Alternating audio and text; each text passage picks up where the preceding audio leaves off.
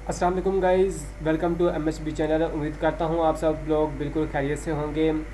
English grammar lecture number 10 में आज हम बात करेंगे definition of verb and types of verb कि वर्ब किसको कहते हैं और वर्ब की टाइप्स क्या है। एग्जाम्पल के साथ हम बात करेंगे।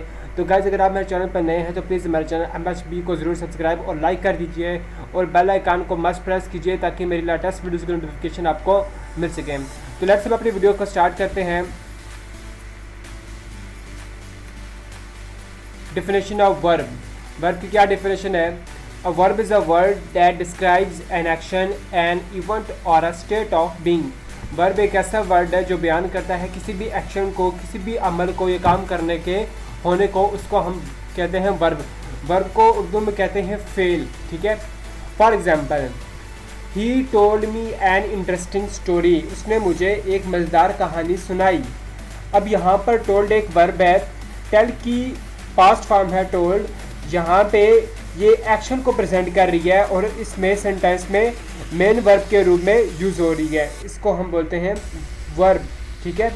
यहाँ पे सेकंड एग्जांपल है, she is a doctor.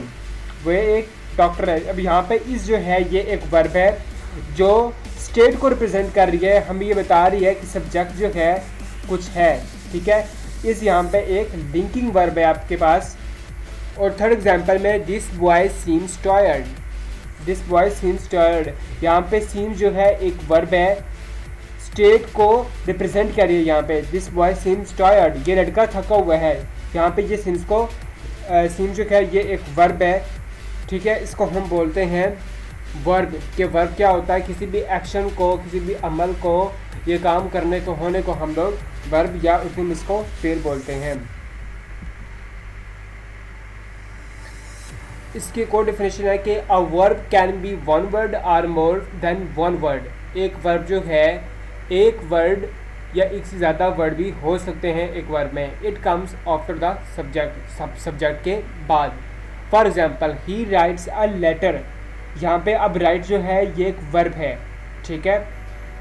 He is writing a letter. He is writing a letter. Number third पे, he has been writing a letter for an hour। यहाँ पे had been writing एक वर्ब है। he will have been writing a letter for an hour, यहाँ पे will have been writing ये एक verb है। दोबारा मैं रिपीट कर दूँ, he writes a letter, यहाँ पे writes जो है ये वर्ब है, is writing यहाँ पे वर्ब है। थर्ड एग्जाम्पल में has been writing वर्ब है और फोर्थ एग्जाम्पल में will have been writing verb है। तो वर्ब को डिफरेंट कैटेगरीज में हम जो है सॉल्व कर सकते हैं, types and kinds of verb. ठीक है। फर्स्ट इसकी टाइप है फाइनाइट वर्ब। फाइनाइट वर्ब की सब टाइप है principal verb, linking verb, auxiliary verb. ठीक है। फाइनाइट वर्ब की first type principal verb. Principal verb को हम मेन वर्ब भी कहते हैं। फाइनाइट वर्ब की second type linking verb. Linking verb को हम कॉपुलर वर्ब भी कहते हैं। थर्ड टाइप है एक्सिलरी वर्ब, इसको हम हेल्पिंग वर्ब भी कहते हैं। अब एक्सिलरी वर्ब की सब टाइप से प्राइमरी एक्सिलरी वर्ब और model axillary verb. Non finite verb. Non finite verb की तीन टाइप्स हैं, इनफाइनाइट वर्ब, गेरेंट वर्ब और पार्टिसिपल वर्ब। ठीक है। तो हम वर्ब को डिफरेंट कैटेगरीज में भी सॉल्व कर सकते हैं, रेगुलर एंड इनरेगुलर वर्ब्स में भी, transitive and intransitive verb, causative verb, factitive verb, static and dynamic verb. ठीक है। वर्ब को इन काइंड्स के साथ भी हम सॉल्व कर सकते हैं। सबसे पहले बात करते हैं फाइनाइट वर्ब। फाइनाइट वर्ब क्या होता है? A finite verb is the verb that changes it forms according to the tense, present and past of the sentence, the number and person of the subject. It is the main verb of a sentence or a clause। हमने क्या बोला था कि finite verb को हम लोग main verb भी बोलते हैं। हाँ जी। फाइनाइट वर्ब क्या होता है? जो सब्जेक्ट के बाद यूज़ होती है और सब्जेक्ट के नंबर और पर्सन के अकॉर्डिंग अपने आप को चेंज कर सकती है। सेंटेंस के पास्ट या प्रेजेंट के होने पर हम इसे चेंज कर देते हैं और ये सेंटेंस की मेन वर्ब होती है। अगर किसी सेंटेंस में एक ही वर्ब है तो वो डेफिनेटली फाइनाइट वर्ब होगा, इसको हम फाइनाइट वर्ब भी कहते हैं। सेकेंड डेफिनेशन है नॉन फाइनाइट वर्ब। अब नॉन फाइनाइट वर्ब क्या होता है? The verb that is not affected by person और number of the subject and the tense of the sentence is called non finite verb. It acts as noun, adjective and adverb. Non finite verb का क्या मतलब है? जिन पर subject के, person का, number का कोई फ़र्क नहीं पड़ता और ना ही टेंस पर कोई फ़र्क पड़ता हो। इट मीन्स सेंटेंस में हो, सेंटेंस पास्ट में हो या प्रेजेंट में हो, सब्जेक्ट किसी भी पर्सन या नंबर का वो सेम ही रहते हैं। ठीक है, इसको हम बोलते हैं non finite verb. For example, I like reading books. I like reading books, मुझे बुक्स पढ़ना पसंद है।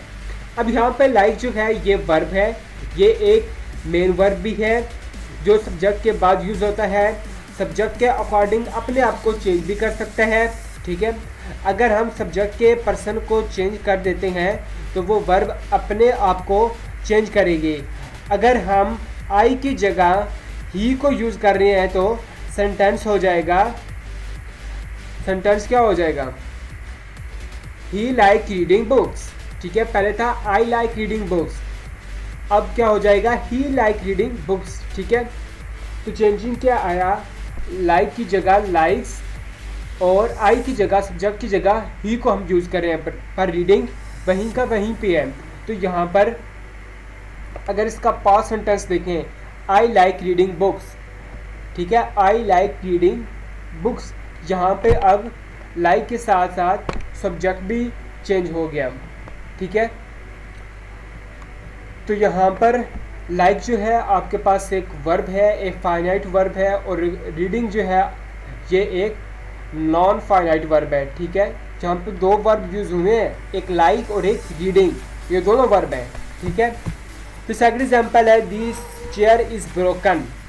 दिस चेयर इज़ ब्रोकन, ये चेयर टूटी हुई है। ठीक है, दिस चेयर इज़ ब्रोकन, यहाँ पे इस जो है ये वर्ब है और ब्रोकन ये पास्ट पार्टिसिपल है। ठीक है, इस यहाँ पे वर्ब है जो कि फाइनाइट वर्ब भी है। ठीक है, दिस चेयर वाज ब्रोकन, अब हमने इसको चेंज कर दिया, दिस चेयर वाज ब्रोकन, ये इसका पास्ट टेंस होगा, दिस चेयर वाज ब्रोकन। यहाँ पर सेंटेंस के नंबर या टेंस के अकॉर्डिंग सिर्फ इसकी फॉर्म चेंज होगी। ठीक है,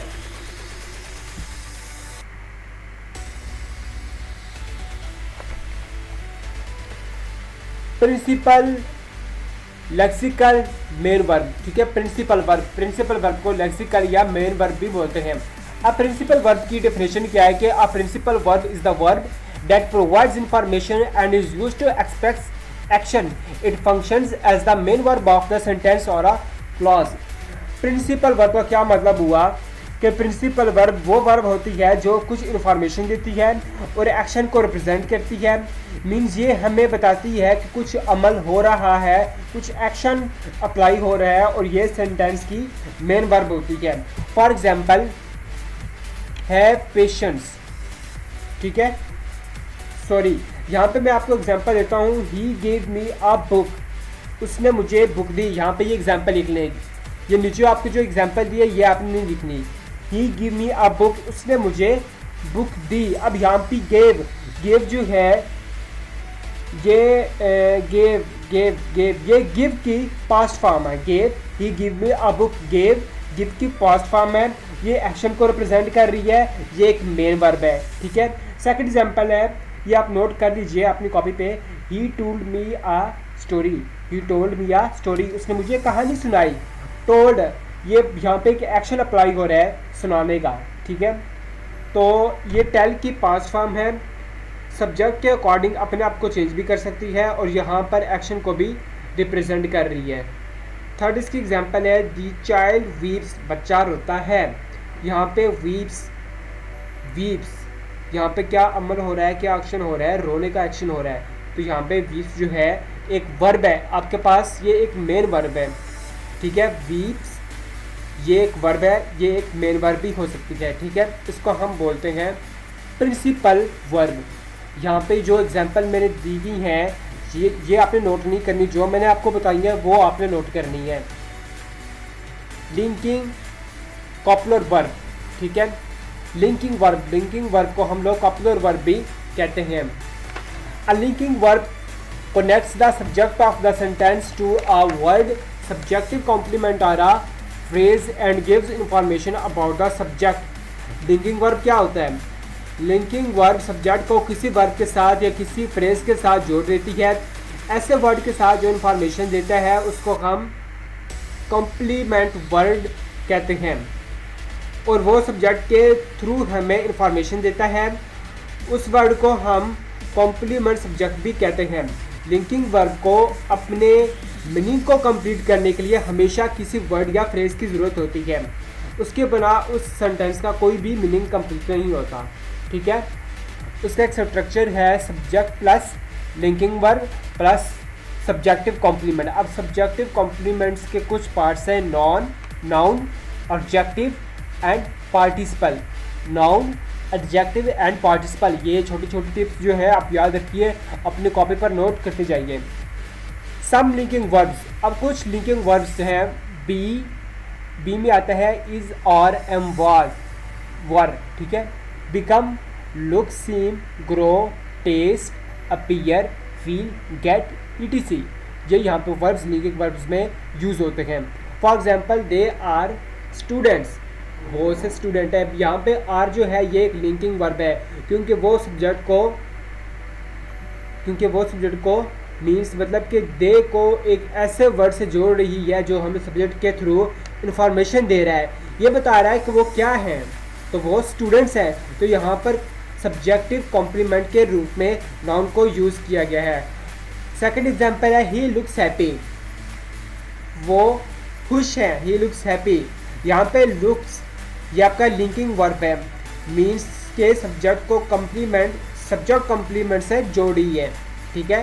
ही लुक्स हैप्पी, यहाँ पे लुक्स आपका लिंकिंग वर्ब है, क्योंकि वो सब्जेक्ट को मीन्स को एक ऐसे वर्ड से जोड़ दिया जो हमें सब्जेक्ट के थ्रू इंफॉर्मेशन दे रहा है, मीन्स सब्जेक्ट को सब्जेक्ट कॉम्प्लीमेंट से जोड़ रही है।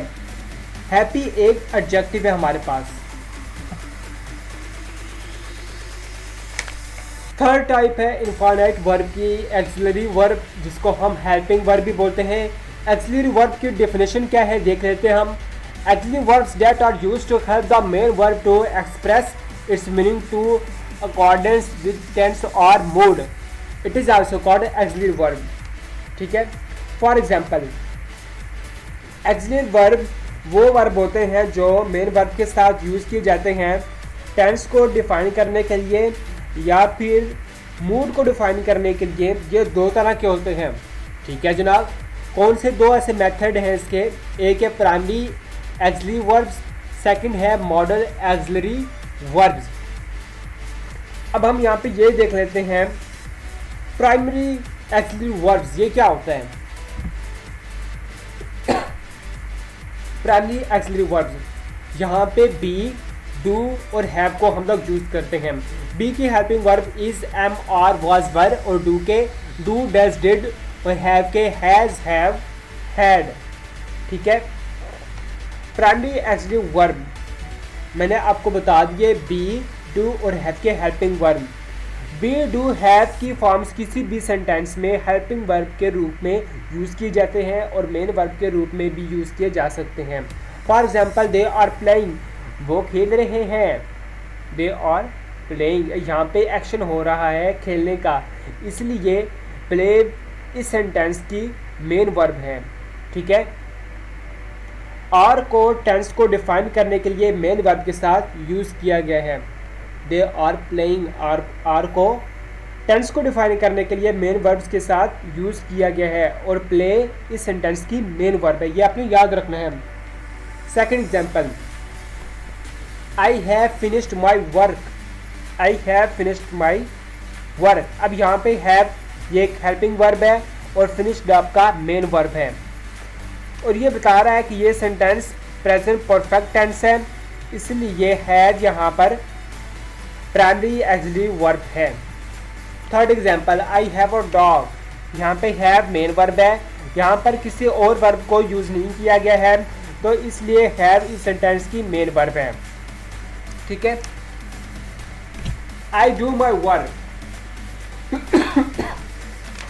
आई डू माई वर्क, ये फॉर एग्जाम्पल है प्राइमरी ऑक्सिलरी वर्ब की। For example I do my work, यहाँ पे डू जो है मेन वर्ब है आपका, यहाँ पर किसी और वर्ब को यूज़ नहीं किया गया है, ये हेल्पिंग वर्ब के रूप में यूज़ नहीं किया गया, ये मेन वर्ब के रूप में यूज़ किया गया है।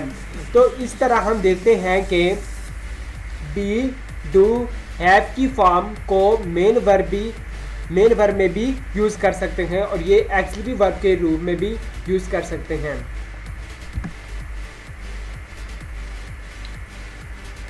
नंबर 2, ऑक्सिलरी वर्ब की सेकंड टाइप है modal auxiliary verb. Modal auxiliary verb की क्या डेफिनेशन है जनाब? A modal verb is verb that is used with the main verb to indicate mood और टेंस। मॉडल ऑक्सिलरी वर्ब का क्या मतलब हुआ? मॉडल ऑक्सिलरी वर्ब वो वर्ब होते हैं जो टेंस को बताने के लिए, मूड को बताने के लिए मेन वर्ब के साथ यूज़ किए जाते हैं, उसको हम कहते हैं modal verb. For example can, would, could, shall, may, should, might, must, will, ought to, need, use to. अब यहाँ पे आउट टू और यूज टू इस्तेमाल हुए हैं। For example you can jump, you can jump, for example you can jump. यहाँ पे अब कैन जो है ये मॉडल ऑक्सिलरी वर्ब है और जंप आपका मेन वर्ब है। सेकंड एग्जाम्पल है it may rain today, it may rain today, आज बारिश हो सकती है। यहाँ पे मे आपका मॉडल ऑक्सिलरी वर्ब है और रेन आपका मेन वर्ब है, जो मेन वर्ब को सपोर्ट करने के लिए यहाँ पर यूज़ किया गया है, मेन वर्ब को हेल्प करने के लिए भी यूज़ किया गया है। Non finite verb, non finite verb ये वर्ब की सेकंड टाइप है। वर्ब की दो टाइप्स थी, फाइनाइट वर्ब और non finite verb. Finite verb को हम लोग डिस्कस कर लिया, अब इसकी सेकंड जो टाइप है वर्ब की नॉन फाइनाइट वर्ब, उस पर हम डिस्कस करते हैं कि नॉन फाइनाइट वर्ब क्या होती है। नॉन फाइनाइट वर्ब की 3 टाइप्स हैं। नंबर 1 इनफाइनाइट वर्ब क्या होती है? An infinitive is a verb form that acts as a noun, an adjective और an adverb in a sentence, it is form with, ठीक है। इनफाइनाइट का क्या मतलब हुआ कि इनफाइनाइट वर्ब को वो फॉर्म होती है जो कि किसी भी सेंटेंस में नाउन, एडजेक्टिव और एडवर्ब के रूप में यूज़ की जाती है और इसका स्ट्रक्चर होता है two plus base form of the verb. For example infinite जो है वो 2 तरह के होते हैं, ठीक है। इनफाइनाइट 2 तरह के होते हैं। सबसे पहले देख लें कि 2 तरह के वो कौन कौन से इनफाइनाइट वर्ब हो सकते हैं। एक जिसके साथ हम टू का यूज़ करते हैं और एक जिसके साथ हम टू का यूज़ नहीं करते हैं, उनको इनफाइनाइट यूज़ कहते हैं, उनको वेर इनफाइनाइट कहते हैं। वो भी सेंटेंस में नाउन, एडजेक्टिव और एडवर्ब के रूप में यूज़ किए जाते हैं। फॉर एग्जाम्पल जैसे कि to play, to eat, to buy, to write, it is. हम एग्जाम्पल देख लेते हैं। आई लाइक टू स्विम, मुझे तैरना पसंद है। आई लाइक टू स्विम, मुझे तैरना पसंद है। लाइक यहाँ पे वर्ब है और स्विम आपका ये भी वर्ब है। यहाँ पे 2 वर्ब हैं, एक लाइक और एक स्विम। हाँ जी, ये याद रख लीजिए, यहाँ पे 2 वर्ब यूज़ किए गए हैं, एक लाइक और एक स्विम। यहाँ पे लाइक जो है ये आपका मेन वर्ब है जो कि फाइनाइट वर्ब भी है, और स्विम भी आपका वर्ब है जो कि यहाँ पर ये नॉन फाइनाइट वर्ब है। लाइक फाइनाइट वर्ब और स्विम आपका नॉन फाइनाइट वर्ब। लाइक यहाँ पे मेन वर्ब को भी यूज़ किया गया है, ठीक है। स्विम आपका नॉन फाइनाइट वर्ब है जो कि टू की फॉर्म को यूज़ किया गया है। सेकंड एग्जांपल है टू वॉक इज़ यूजफुल। यहाँ पे टू वॉक सब्जेक्ट है, यहाँ पर इसका यूज़ नाउन के साथ किया गया है और इसके साथ टू की फॉर्म को भी यूज़ किया गया है, इसलिए ये इनफाइनाइट है और ये फाइनाइट वर्ब भी है, ठीक है। नॉन फाइनाइट वर्ब की सेकंड टाइप है जेरेंड। जेरेंड क्या होता है? जेरेंड की डेफिनेशन हम देख लेते हैं। A gerund is the word that is formed with the verb by adding and acts as a noun. Gerund का मतलब क्या हुआ, जेरेंड वर्ब की वो फॉर्म होती है जो कि वर्ब में आईएनजी ऐड करने से बनाई जाती है और ये किसी भी सेंटेंस में नाउन के रूप में भी यूज़ की जाती है। For example playing, swimming, dancing, learning. ठीक है, आई like swimming, I like swimming. यहाँ पे लाइक आपका वर्ब है, ये आपका मेन वर्ब भी होगा और ये वर्ब भी है। यहाँ पे दो वर्ब है, एक लाइक ये भी आपका वर्ब है और स्विमिंग भी आपका वर्ब है। आई लाइक स्विमिंग, मुझे तैरना पसंद है। आई लाइक स्विमिंग, मुझे तैरना पसंद है। यहाँ पे लाइक वर्ब है और यहाँ पे मेन वर्ब भी लाइक है, स्विमिंग भी आपका वर्ब है, ये नॉन फाइनाइट वर्ब है। स्विमिंग आपका नॉन फाइनाइट वर्ब है और लाइक आपका फाइनाइट वर्ब है, क्योंकि ये इस सेंटेंस में ऑब्जेक्ट के बेस पे आई है और ऑब्जेक्ट की जगह पे हम नाउन या प्रोनाउन को यूज़ करते हैं और यहाँ ऑब्जेक्ट के बेस पर एक वर्ब को यूज़ किया गया है, उसकी जेरेंड फॉर्म को यूज़ किया गया है जो कि उस सेंटेंस में नाउन का फंक्शन यूज़ कर रही है। ठीक है, सेकेंड एग्जाम्पल है walking is a good exercise. Walking is the good exercise. यहाँ पे वॉकिंग जो वर्ब के आईएनजी ऐड करने से बना है, वॉकिंग वर्ब के आईएनजी ऐड करने से बना हुआ है। इस सेंटेंस में सब्जेक्ट के रूप में यूज़ हुआ है और सब्जेक्ट के रूप में नाउन या प्रोनाउन को यूज़ करते हैं और इसलिए वॉकिंग वर्ड यहाँ पर नाउन के बेस पर यूज़ किया गया है और यहाँ पर नाउन की बेस पर जेरेंड को यूज़ किया गया है। किसी भी सेंटेंस में जहाँ पर इन्फिनिटिव नाउन के रूप में यूज़ हुआ है वहाँ पर हम उसे जेरेंड फॉर्म को भी यूज़ कर सकते हैं। गाइस, जिस सेंटेंस के मीनिंग में कोई चेंज नहीं होता। ठीक है, वॉकिंग इज़ यूज़फुल। अब इसको इस तरह से हम इसे बोलते हैं, वॉकिंग इज़ यूज़फुल। यहाँ पे वॉकिंग जो है, जो जेरेंड फॉर्म है, सब्जेक्ट में नाउन के रूप में यूज़ हुई है। इसकी जगह हम इनफाइनाइट को भी यूज़ कर सकते हैं। हम ये कह सकते हैं टू वॉक इज़ यूज़फुल, मतलब कि दोनों सेंटेंस ही करेक्ट हैं। Walking is useful and walk is useful, ये आप अपनी कॉपी पे नोट कर दीजिए। Walking is useful, to walk is useful, यहाँ पे हम दोनों सेंटेंस ही करेक्ट हैं।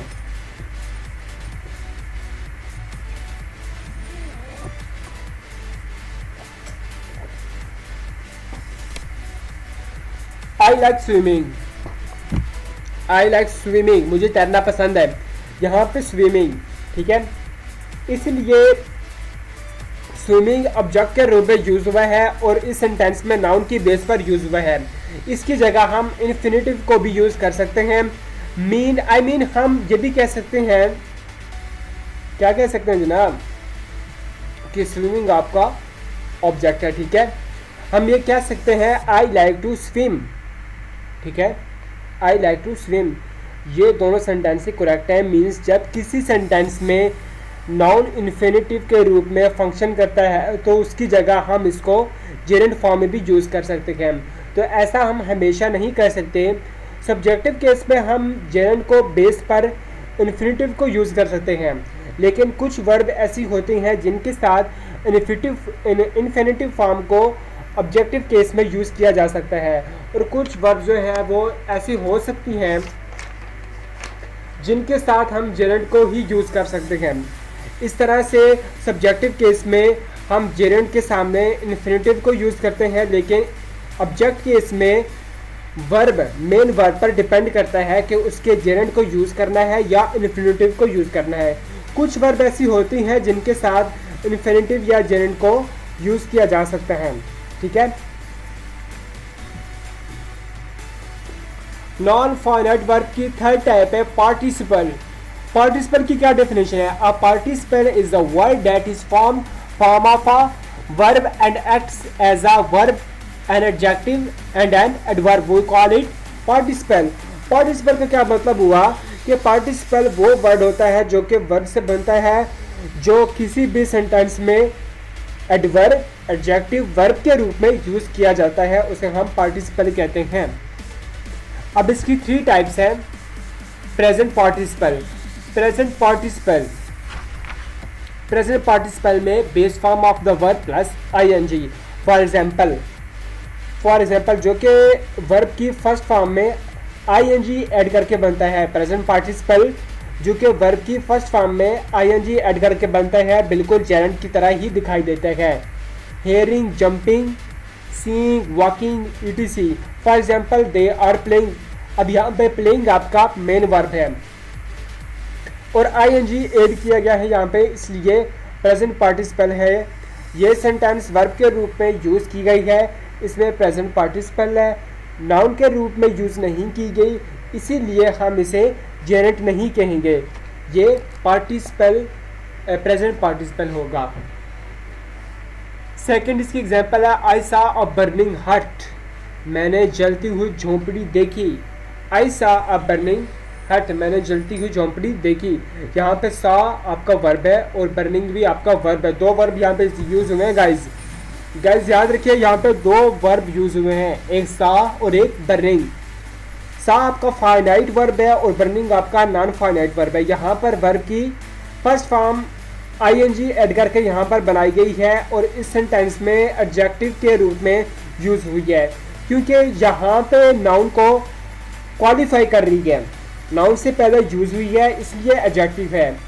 और एडजेक्टिव के रूप में ये अपनी बात याद रखनी है कि ये नाउन से पहले यूज हुई है और ये एडजेक्टिव है, और एडजेक्टिव के रूप में आईएनजी फॉर्म को यूज किया गया है, इसीलिए प्रेजेंट पार्टिसिपल है। अगर नाउन के रूप में यूज किया जाता तो वो जेरेंट फॉर्म यूज होती, लेकिन यहाँ पर एडजेक्टिव के रूप में यूज किया गया है, इसलिए इसे प्रेजेंट पार्टिसिपल कहेंगे। पार्टिसिपल की सेकंड टाइप है पास्ट पार्टिसिपल। पास्ट पार्टिसिपल क्या होता है, यहाँ पे third form of the verb use किया जाता है, ठीक है, third form of the verb. For example broken, lost, wounded, ETC, ठीक है। For example there is a broken, यहाँ पे अब जो ब्रोकन है ये एडजेक्टिव है, नाउन से पहले यूज हुआ है। यहाँ पर थर्ड फॉर्म को यूज किया गया है, इसलिए ये पास्ट प्रिंसिपल है, ठीक है। मैं दोबारा रिपीट कर रहा हूँ, there is a broken chair, there is a broken chair, यहाँ पर एक टूटी हुई कुर्सी है। ब्रोकन यहाँ पे एडजेक्टिव है जो कि नाउन से पहले यूज हुआ है, यहाँ पर थर्ड फॉर्म यूज की गई है और इसलिए ये पास्ट पार्टिसिपल है। सेकंड एग्जांपल है I have finished my work, मैंने अपना काम मुकम्मल कर लिया, कंप्लीट कर लिया, फिनिश कर लिया। फिनिश्ड यहाँ पे आपका थर्ड फॉर्म यूज हो रहा है, ठीक है, और ये आपका फिनिश्ड मेन वर्ब भी है, याद रखिए फिनिश्ड आपका मेन वर्ब है और यहाँ पे थर्ड फॉर्म यूज किया गया है। नेक्स्ट है जनाब हमारे पास पार्टिसिपल की third type perfect participle. Perfect participle having plus third form of verb. Guys याद रखिए परफेक्ट पार्टिसिपल में having plus third form of the verb use किया जाएगा। फॉर एग्जांपल हम देख लेते हैं, हम इस सेंटेंस को कंबाइन करने के लिए हम परफेक्ट पार्टिसिपल को यूज़ करते हैं। इसमें जो काम पहले होता है उसकी फॉर्म को हम परफेक्ट पार्टिसिपल में यूज़ करते हैं। इस सेंटेंस को परफेक्ट पार्टिसिपल में यूज़ करके हम इस तरह से बना सकते हैं, ही टुक हिज फूड, यहाँ पे फुल स्टॉप आना था जहाँ पे कामा लगा हुआ है, याद रखिएगा। He went to school, he took his food full stop, he went to school. इस तरह से हम परफेक्ट पार्टिसिपल का यूज़ करते हैं, जो काम पहले होता है इस वर्ब को हम परफेक्ट पार्टिसिपल में चेंज कर देते हैं। जैसे कि having taken food he went to school, having taken food he went to school. जैसे कि हम इस सेंटेंस को हैविंग टेकन को टुक में चेंज किया है, ठीक है, याद रखिए। मैं दोबारा रिपीट कर रहा हूँ, perfect participle having plus third form of the verb. हम इस सेंटेंस को कंबाइन करने के लिए परफेक्ट पार्टिसिपल को यूज़ करते हैं। इसमें जो काम पहले होता है उसकी फॉर्म को परफेक्ट पार्टिसिपल में यूज़ करते हैं। इस सेंटेंस को परफेक्ट पार्टिसिपल में यूज़ करके हम इस तरह से बना सकते हैं, having taken food he went to school. हमारे पास फर्स्ट पे था he took his food, full stop, याद रखिएगा यहाँ पे कामा नहीं आना। He went to school, he took his food, full stop, he went to school. इसको हमने बनाया having taken food, he went to school. Combine कर दिया हमने इन दोनों सेंटेंस को, हमने क्या किया, कंबाइन कर दिया। इस तरह से हम परफेक्ट पार्टिसिपल का यूज़ करते हैं। जो काम पहले होता है इस वर्ब को हम परफेक्ट पार्टिसिपल में चेंज कर देते हैं। जैसे कि हम इस सेंटेंस में टुक को हैविंग टेकन में हैविंग टेकन में चेंज कर देते हैं। इस सेंटेंस में हम टुक को हैविंग टेकन में चेंज कर देते हैं। तो गाइस ये था आज का हमारा लेक्चर, वर्ब क्या होता है और वर्ब की टाइप्स क्या है। उम्मीद करता हूँ आपको बिल्कुल मेरा टॉपिक सही समझ आ गया होगा। और प्लीज़ गाइस मेरी इस वीडियो को अपने फ्रेंड्स को शेयर कीजिएगा। अगर आपको मेरी वीडियो पसंद आई हो तो प्लीज़ मेरे चैनल MHB को ज़रूर सब्सक्राइब और लाइक कर दीजिए और मेरी वीडियो को फुल देखिएगा। लाइक और सब्सक्राइब करना ना भूलिएगा। मिलते हैं इंशाल्लाह नेक्स्ट वीडियो में, तब तक अपना ख्याल रखिएगा, अपने से ज़्यादा दूसरों का। थैंक यू गाइस, अल्लाह हाफिज़।